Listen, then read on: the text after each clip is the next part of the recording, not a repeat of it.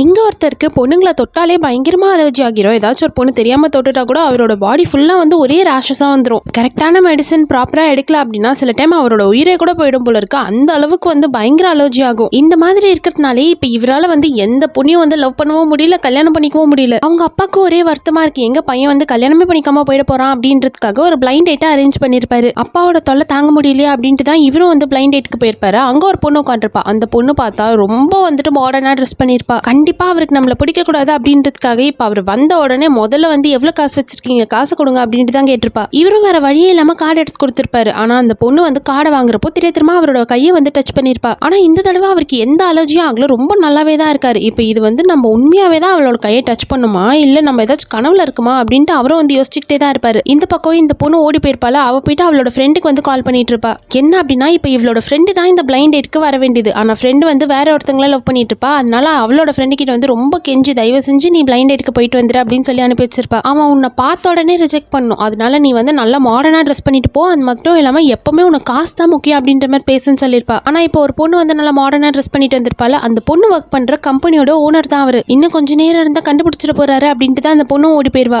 எப்பயாவது இவர்கிட்ட எதையாவது சொல்லிட்டு அவாய்ட் பண்ணிட்டு வரணும் அப்படின்ட்டு வந்துட்டு இந்த பொண்ணு போயிட்டு பேசிட்டு இருப்பா. உண்மையாவே இவளை டச் பண்ணா நம்மளுக்கு அலர்ஜி ஆகலையா அப்படின்ட்டு மறுபடியும் வந்து கன்ஃபார்ம் பண்ணிப்பாரு. மறுபடியும் அந்த பொண்ணுக்கு அலர்ஜி ஆகாது. உடனே அந்த பொண்ணு கிட்ட நான் உன்னை கல்யாணம் பண்ணிக்கணும் அப்படின்னு சொல்வாரு. இந்த பொண்ணுக்கா ஒண்ணுமே புரிய மாட்டேங்குது. அதனால நம்மளுக்கு காசு மேலதான் அதிகமா இன்ட்ரெஸ்ட் இருக்கிற மாதிரி நடிப்போம் அப்படின்ட்டு, எனக்கு பேக் தான் பிடிக்கும், அது மட்டும் இல்லாம லக்ஸரி கார்ஸ் தான் பிடிக்கும் அப்படின்ட்டு வந்து காசை பத்தி தான் பேசிட்டு இருப்பா. அவரும் வந்து உனக்கு எது சந்தோஷத்தை கொடுக்குமோ நீ அதை வாங்கிக்கோ, பிரச்சனையே இல்லை அப்படின்னு தான் சொல்வாரு. நம்மளோட ஃப்ரெண்ட் ஆபத்துல மாட்டிட்டு இருக்கா அப்படின்ட்டு அவளோட ஃப்ரெண்டு தான் வந்து காப்பாத்தி கூட்டிட்டு போயிடுவாங்க. என்னதான் அந்த பொண்ணு வந்துட்டு எனக்கு உன்னை பிடிக்கல அப்படின்னு சொல்லிட்டு ஓடிட்டாலும் இவருக்கு வந்து பயங்கரமா சந்தோஷமா தான் இருக்கு. கடைசியில எப்படியோ வந்து தொட்டா அலர்ஜி ஆகாத ஒரு பொண்ணை கண்டுபிடிச்சிட்டோம் அப்படின்ட்டு அவர் அவ்வளவு சந்தோஷமா இருப்பாரு. அவங்க அப்பாக்கு கால் பண்ணி உன்னோட வாழ்க்கையிலே இப்பதான் நீ ஒரு உருப்படியான வேலையை செஞ்சிருக்க அப்படின்ட்டு ரொம்ப பாராட்டிட்டு இருப்பாரு.